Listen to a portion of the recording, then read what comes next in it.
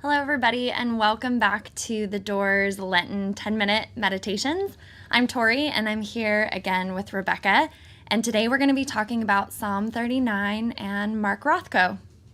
And as always, we want to continue this conversation with you. If you could let us know you're here, that you're joining us, and also as things kind of come up for you, would you just comment, and we will love to continue the conversation with you.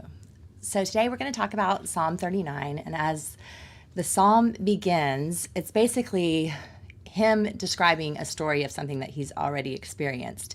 And it's something that we often experience, which is he's trying to confront something on his own and letting God know that he's got this and he's going to take care of it. He says, I said, I will watch my ways and keep my tongue away from sin. I will keep a muzzle on my mouth in the presence of evil. What then happens is that things bubble up and he's not able to control it on his own. And basically his heart grows hot and he begins to speak. And he says, show me, O Lord, my life at the end, how fleeting my life is. How fleeting my life is, and everyone is but a breath before you. You know, when I first read that psalm and that you're reading that from verse 4, Lord, let me know my life at the end, it feels like such kind of an extreme emotion or an extreme call. And Psalm 39, a lot of people think could have been a psalm of Job, like this experience of trying to keep quiet, like you said, or handle it on your own. You know, Job was going through a lot of that, and certainly we do too. But I think the interesting thing that this psalm kind of breaks into three moves. You've got this initial part where we're trying to do something on our own or we're trying to keep things bottled in. But then the second move of the psalm is where it starts, and it says, you know, surely everyone stands as a mere breath. Surely everyone goes about like a shadow. And as we're talking together on the door at Lent about an honest Lent or truly facing ourselves, or, you know, Lent is so much more than just giving up chocolate or not eating meat or not drinking wine. It's about being in community and being in this posture of honestly coming to the Lord, whether we're in a place of high hopes or a place of lowness. And I think there's something uncomfortable about that statement, Lord, let me know my end. I mean, that's something we often want to look away from or not really talk about, but God is a place where we can bring that thought or that emotion. And that really brings us to our art piece for the week, which is from Mark Rothko. He painted this in 1957, and it's an incredible work with these dark muted colors, and it has the three chunks or the three moves that we see in the psalm, where maybe this first one, and this is, you know, our interpretation. I don't know that this is what Mark Rothko would say, but so much of his art is meant to be experienced in a way that is transcendent or makes you come to an uncomfortable position with yourself. And so as we've been looking at this piece of art and seeing, you know, there's that first block, which is the thinnest. It has the most tension in it. And maybe that's the tension in the first part of the psalm when we're really wrestling. I don't know, when you're in an experience in your life that you really don't want to let go or you really don't want to give over to God. It's that place of tension. And that's what I see here. You know, the psalmist says in verse 1, I will guard my ways that I might not sin with my tongue, and just keep a muzzle on my mouth. Like, I don't want to talk about it. I don't want to think about it. I'm not going to be in this place.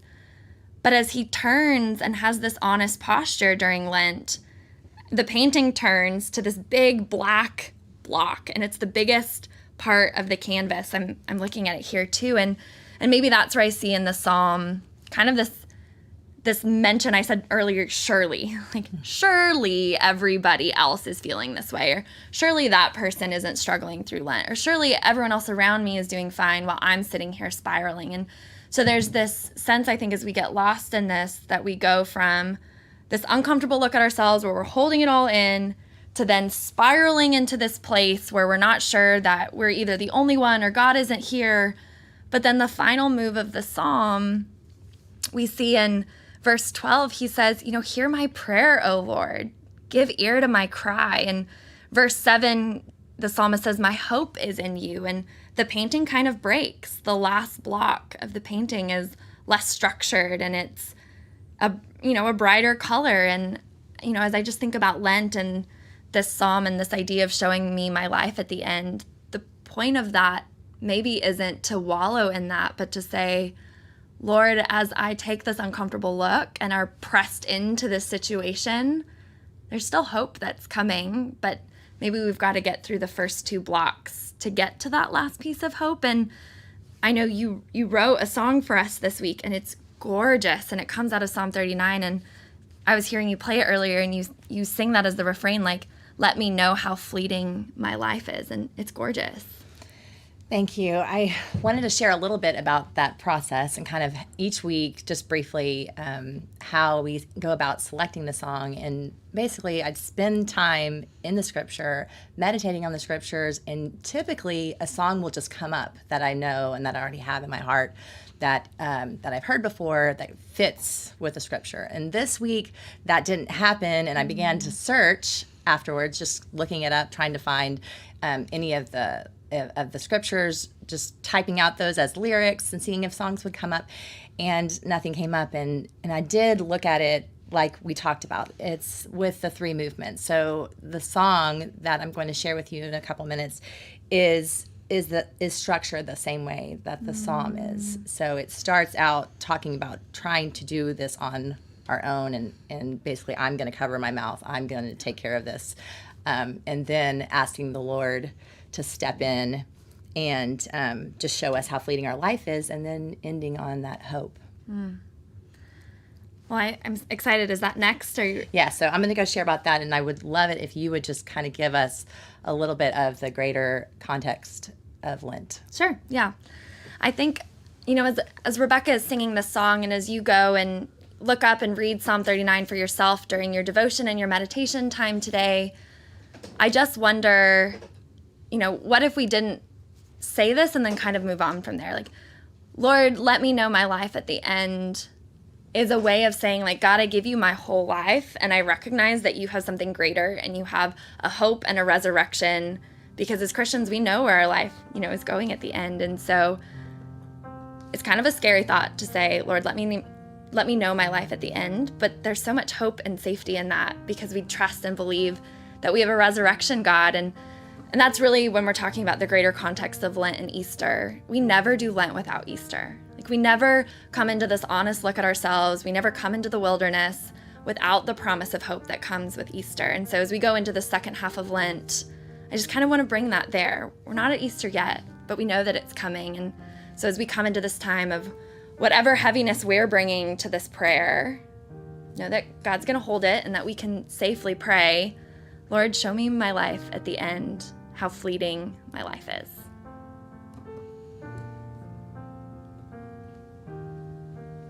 And I said I will watch my ways and keep my tongue away from sin. Keep a muzzle on my mouth in the presence of evil. So the silence filled my heart and anguish covered me. And my heart grew hot within, and I spoke with my tongue. Show me, O Lord, my life at the end. How fleeting my life is. How fleeting my life is. Everyone is but a breath before you. How fleeting my life is. How fleeting my life is.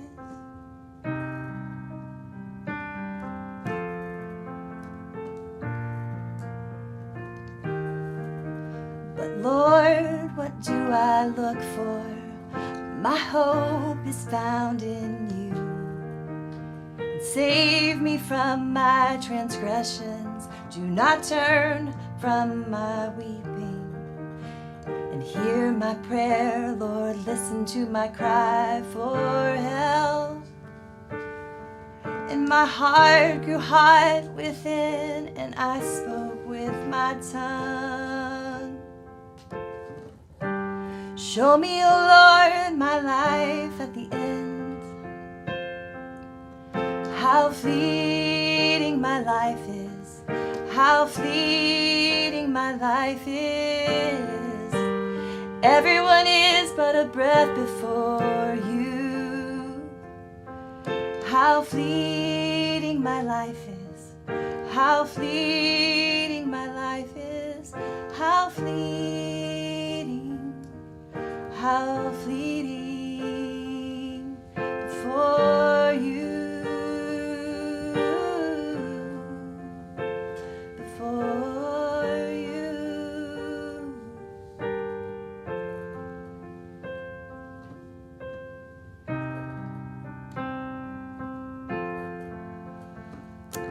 We're just so grateful that Rebekah was able to write this song and that we had these 10 minutes together.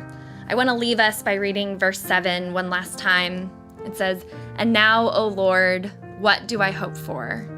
My hope is in you." We come to this prayer and we always come out of that with